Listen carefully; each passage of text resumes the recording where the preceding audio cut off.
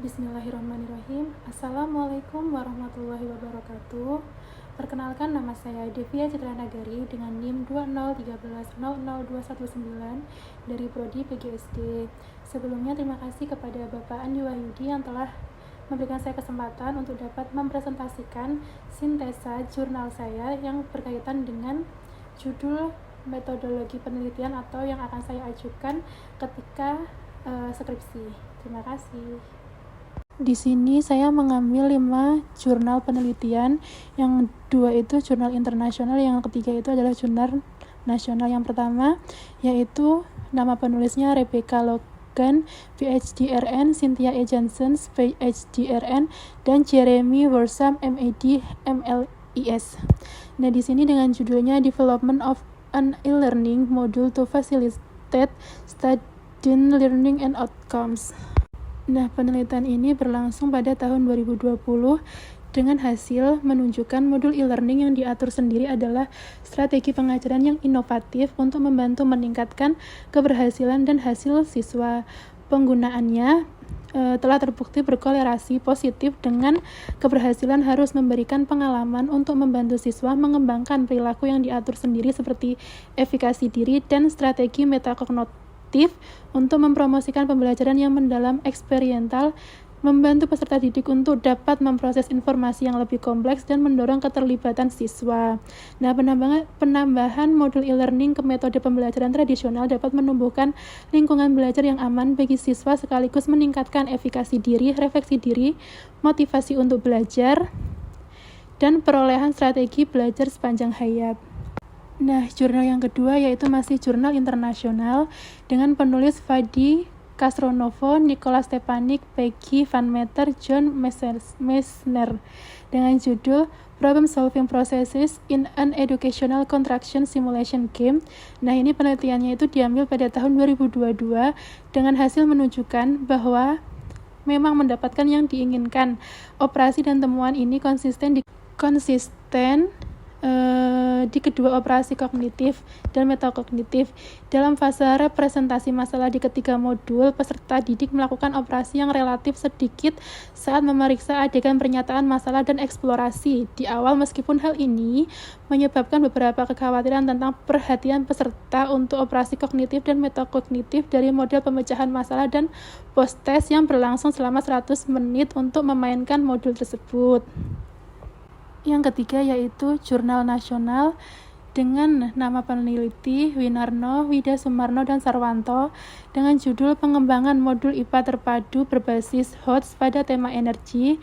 Nah, ini penelitiannya diambil pada tahun 2017 dengan hasil analisis menunjukkan modul IPA Terpadu merupakan paket belajar mandiri yang dirancang secara sistematis, mengandung petunjuk belajar, tujuan, materi, dan kegiatan, ayo berkarya, latihan, rangkuman, tes formatif, pilihan ganda beralasan, kunci jawaban, dan respon penilaian.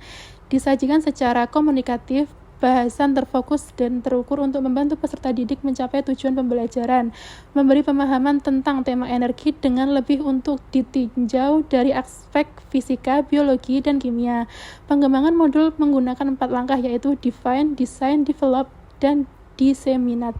Jurnal yang keempat dengan nama penulis Febaryani Kimyanti, Zudan Kun Prasetyo dengan judul Pengembangan e-modul IPA berbasis problem-based learning untuk meningkatkan literasi sains siswa.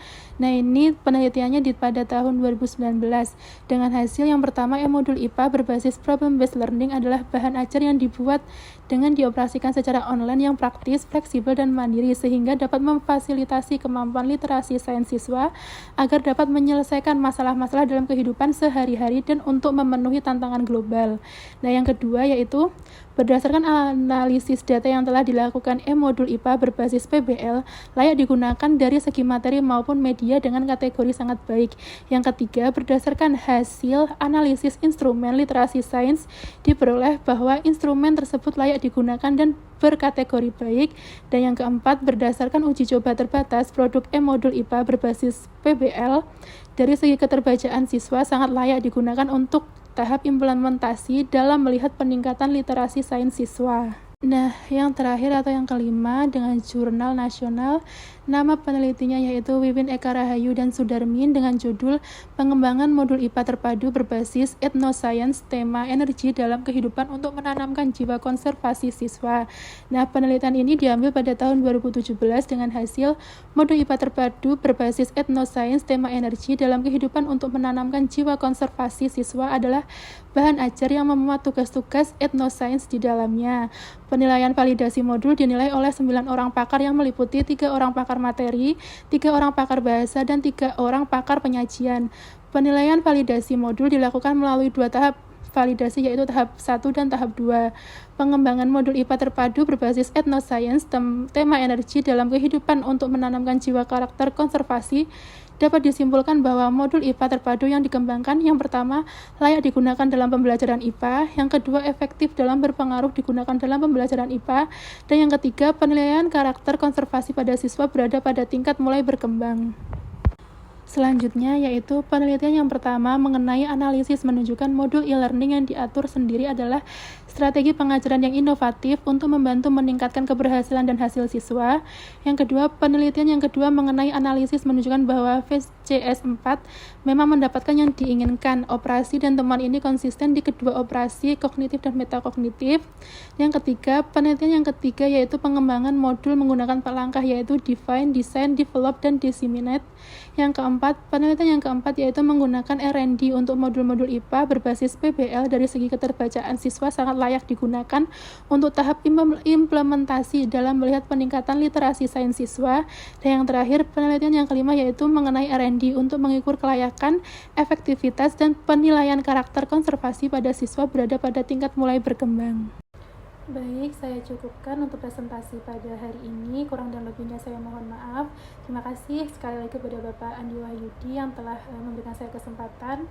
Saya tutup. Wassalamualaikum warahmatullahi wabarakatuh.